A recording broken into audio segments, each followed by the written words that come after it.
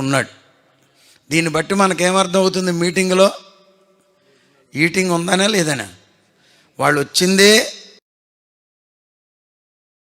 తర్వాత వాక్యానికి ముందో వాక్యం మధ్యలోనో వారికి ఏం పెట్టాడు యేసయ్య? భోజనం పెట్టాడు. స్తోత్రం.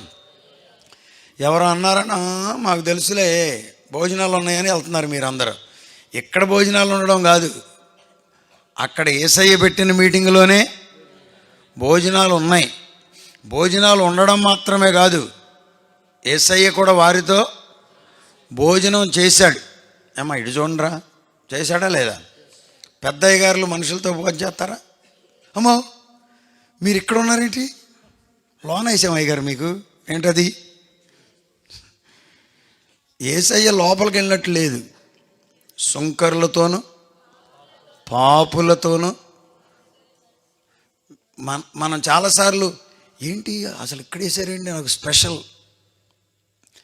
యేసయ్యకి అట్లాంటి స్పెషల్ ఏమీ లేదు. వచ్చిన వాళ్ళకితో దేవుని మాటలు చెప్తూ, పరలోక రాజ్యముల గురించి చెప్తూ, నిత్య జీవమును గురించి బోధిస్తూ వారితోనే భోజనం చేశాడంట.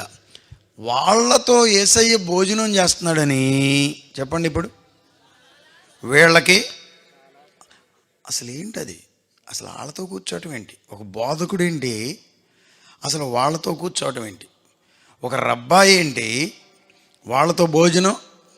అసలు స్పెషల్గా ఉండాలి కదా, అసలు లోపల కూర్చోవాలి కదా, అసలు వేరుగా ఎట్లా గొణుగుతున్నారంట. దేవునికి స్తోత్రం. హల్లెలూయ. సేవకులు కూడా ఇక్కడ ఉన్నారు. ఎప్పుడన్నా మీకు మరీ గృహకూటం పెట్టించుకుని అయ్యా మీ ఇద్దరి వరకే భోజనం అండి, పాస్టర్ గారికి పాస్టర్మ గారికి మాత్రమే, పిల్లలకు కూడా పెట్టదలుచుకోలేదు మేమంటే లోపల కూర్చోండి. వీలైనంత మట్టుకు మనము మన సేవకులం చెప్పండి అందరితో కలిసి కూర్చోవడం మంచిదే కాదు, వాక్యానుసారం. It is biblical to sit with the common people. సహజంగా దేవునికి స్తోత్రం. హల్లెలూయ. మన వాళ్ళకి ప్రేమ ఎక్కువ ఏమంటారంటే మిమ్మల్ని లోన కూర్చోబెడతామంటారు. లోన కూర్చోబెడతామనుకుని అప్పుడు బొచ్చేసుకుని బయలుదేరతారు. అయ్యగారు లోపల కూర్చున్నాడు, చికెన్ ఇవ్వండి. ఆడంటాడు అక్కడ కూర్చుని, ఆ అయ్యగారు ఏమైనా గొప్ప?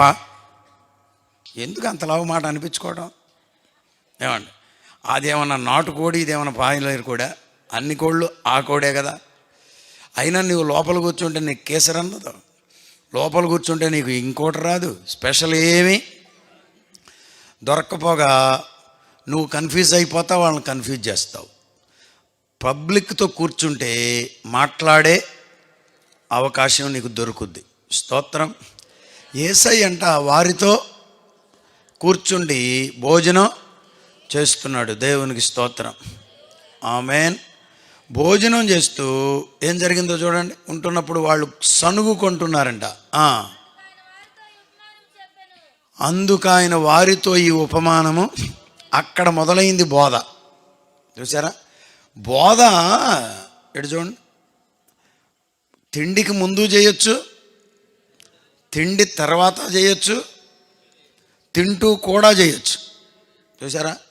మొన్న మీటింగ్లో నేను అన్నా నా పిల్లల్ని ఒక పాట పాడినన్నా. ఇప్పుడు అంకుల్ మరి ఎప్పుడు పాడతా?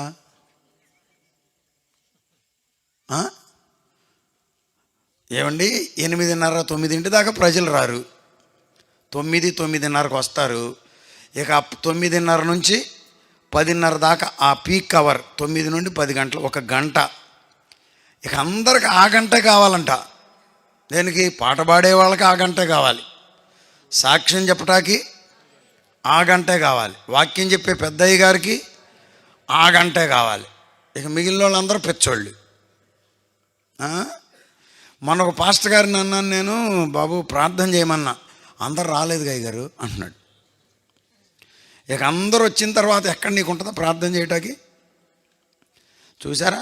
యేసయ్య గొప్ప గొప్ప బోధకుడు, a teacher that ever lived on the face of the earth, a greatest teacher. భూమి మీద బోధకులలో మహా గొప్ప బోధకుడు ప్రభు అయిన యేసు.